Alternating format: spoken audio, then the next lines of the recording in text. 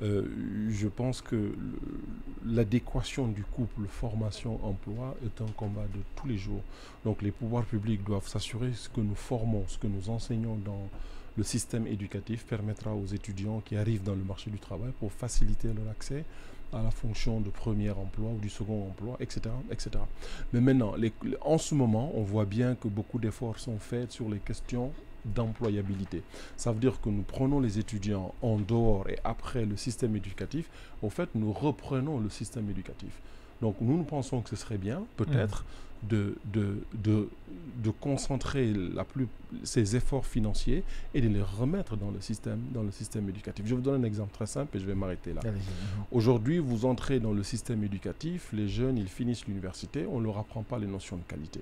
Donc ils arrivent dans le marché du travail, ils rencontrent des professionnels qui leur parlent de qualité et ils sont étonnés. Ils sortent de notre système éducatif, ils ne savent pas faire des entretiens, ils ne savent pas faire des CV, ils n'ont pas été formés.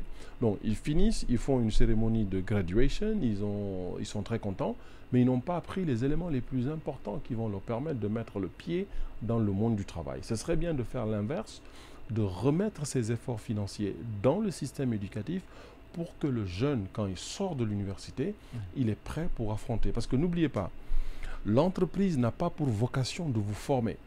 L'entreprise veut vous recruter pour vous payer un salaire pour que vous travaillez.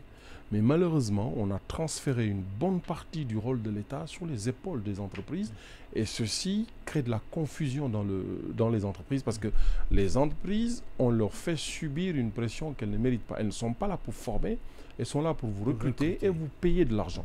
Mais si l'État laisse la partie de formation en dehors, eh bien, les employeurs se retrouvent avec une pression double et ça crée des difficultés. En quelques secondes, parce qu'on est vraiment... C'est une aberration que de dire que l'entreprise n'est pas là pour former. L'entreprise, c'est un bloc de capital, mais aussi un bloc de savoir. Je dis bien, l'entreprise n'est pas là pour vous donner un niveau de formation de base. L'entreprise fait de la formation, mais une formation professionnelle. On va le permettre de parler. Je rappelais juste ça. Alors,